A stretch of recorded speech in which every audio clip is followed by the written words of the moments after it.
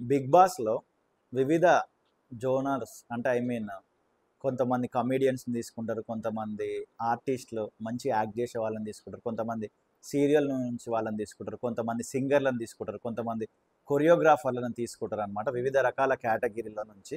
ఎందుకంటే ఇప్పుడు నాకు డాన్స్ అంటే ఇష్టం అనుకోండి. ఒక కొరియోగ్రాఫర్ వస్తే నేను బిగ్ బాస్ చూడడానికి ఇష్టపడతా. ఫర్ ఎగ్జాంపుల్ మీరు సింగర్ అనుకోండి. మీ సింగింగ్ బాగా పాటలు పాడేవారు వస్తే మీరు చూడడానికి ఇష్టపడతారు. సో, ఆ కోణంలో ఒక్కొక్కరిని తీసుకురావడానికి బిగ్ బాస్ వాళ్ళు ఇష్టపడుతుంటారనమాట. అందరికీ బాగా కనెక్ట్ అయ్యేది ఏందంటే ఎంటర్‌టైన్‌మెంట్, కామెడీ. కామెడీ జోనర్‌లో మన 'సుమన్ శెట్టి' అనే వ్యక్తినైతే తీసుకోవడం జరుగుతుంది. పేరు చాలా తక్కువ మంది గుర్తుపడుతుండొచ్చు. కానీ 7/జీ బృందావన్ కాలనీలో నిద్రపోతుంటే వర్షం పడుతుంటది చూడండి. కామెడీ క్రియేట్ చేస్తాడు. ఇంకా లైక్ పాత సినిమాలలో చాలా తెలుగు సినిమాల్లో కూడా తను యాక్ట్ చేసినాడు. చాలా మంచి గుర్తింపు వచ్చింది.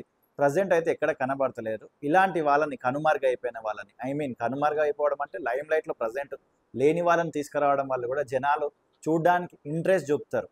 ఆయన లైఫ్ ఇప్పుడు ఎలా ఉంది? అసలు ఎందుకు మధ్యలో సినిమాలు రావడం లేదు? ఆయన లైఫ్ స్టైల్ ఇప్పుడు ఏ విధంగా ఉంది? కష్టాల్లో ఉన్నాడా?